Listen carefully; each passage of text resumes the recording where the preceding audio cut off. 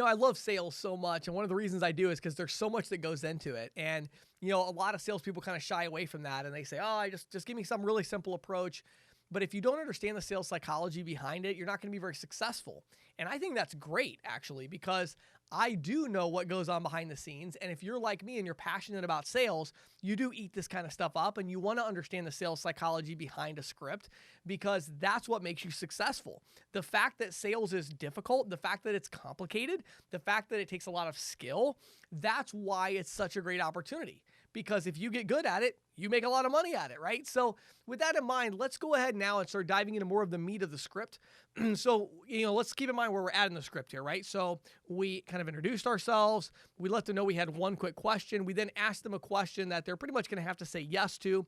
Once they've said yes, now it's time to get into the value proposition. So let me read this and then we'll have some comments for it. So they've already said, we say, hey, do you take credit and debit cards, right? And they say, yeah, we do. Okay. Well, the reason I ask is that my company has a proprietary program that we're making available to, and then we put in a business type. So let's use auto repair in this case. So the reason I ask is that my company has a proprietary program that we're making available to auto repair shops in the Atlanta area. Now, this program actually eliminates the per item fees and the percentage fees and all the other junk fees that you pay for processing credit card payments. You'd be open to changing your processor, if we could actually eliminate your fees, right? Now, let's break this down a little bit, and I'm going to give you, and this is one of the reasons why the videos are so important to go along with the script, because there's several things you really need to know because you may not even want to say exactly what I have typed in the script here, okay? So a couple things to keep in mind, all right? So first of all, notice we start out and say the reason I asked, okay? The reason I bring this up. We want to have a reason. Now, you first of all might want to change this a little bit if you use that second longer question about a project. Okay, you might want to instead say something like, okay, well, let me tell you a little bit about this project real quick. What we're doing is, and then you go right into, we're making this available. So you might want to switch that up a little bit if you're doing that second question. Okay. Next, I want you to notice the targeted words. These are so crucial because what's actually happening in practice, whether you're in person or on the phone, is that the business owner actually has a lot of things going on in their mind. And at this point, it's pretty obvious you're a salesperson. So their primary goal at this point is to minimize time investment with you so they can get back to what they were doing before, managing their employees, doing inventory, whatever it is. They want to get back to that. They don't want to deal with you. Okay. So how do we accomplish this to get them focused in? Well, we need to make sure that they understand that what we're saying is not some canned sales pitch, but instead it's actually something that is specifically relevant to them in their situation. So how do we do this? We use keywords that are going to grab their attention. If I'm in an auto repair shop and someone says, let's say I'm in an auto repair shop in Atlanta, Georgia, and a salesperson says, we're working on a project right now with auto repair shops in Atlanta, Georgia, right? Here's something that we can do on the payment processing side for auto repair shops in Atlanta, Georgia. It's like, oh, wait, maybe this does have something to do with me. So we're grabbing their attention in, okay? Then we explain what it does. And so this is that key sentence of value proposition. And I've tried a lot of different things. I found this one generally does the best at kind of grabbing their attention and kind of, getting them to think about this for a second. So here I say, this program eliminates, I like that word, eliminates the percentage per item fees and even all the junk fees that go along with processing credit card payments.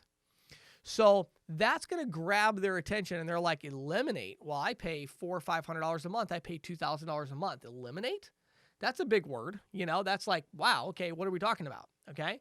And they know that, again, they know it's applicable to their business type in this area. So it really kind of grabs their curiosity a little bit.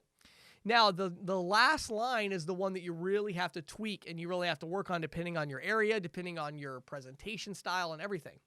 So in this case, I'm using a very assumptive line here. I'm saying you would be open to changing your payment processing account if we could eliminate your processing fees, right?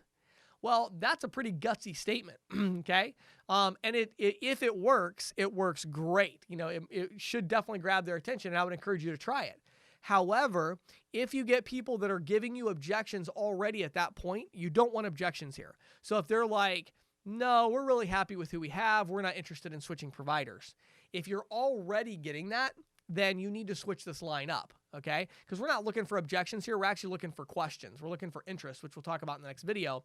So for instance, let me give you the opposite extreme. So this is very assumptive. Let me give you a line that's like the least assumptive possible, okay?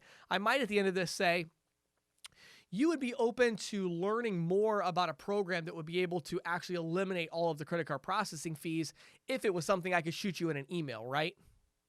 You know, so I might even reword that and say, you'd be interested in getting an email that just describes how a program like this could eliminate all of the fees that you pay for credit card processing. You'd be open to at least getting that free email, right?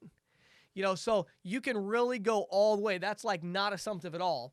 It's going to be very difficult for somebody to say no to that. So you want to go kind of as far along that path as you can. So maybe you're like, well, that's too far the other direction. Let's go in the middle. Okay. You'd be open to at least considering a different processing provider if that meant we could actually eliminate those processing fees, right? So I'm not saying you'd be open to changing. I'm saying you'd be open to considering. Do you see what I'm saying? That's not nearly as direct. So you've got to kind of find that happy, middle ground for yourself. And again, maybe go out, use the line exactly as it's written. That's actually the line that I use and it works great for me. But I'm a very assumptive, confident salesperson. You may have a little bit of a harder time pulling that off, and that's fine. You can always take it down as far as you need. But the important thing is take it as far as you need, but we're not getting objections here. This is not a good place for objections, right? Now, of course, you're going to get objections, but I'm saying not every time. If you're getting objections 90% of the time here, that's a problem. If you're getting objections 30% of the time, that's pretty good. Right? But most of the time, what we're actually looking for here is we're actually looking for a question. We want to grab their attention and we want to make them curious to learn more about this program. So adjust that last question accordingly.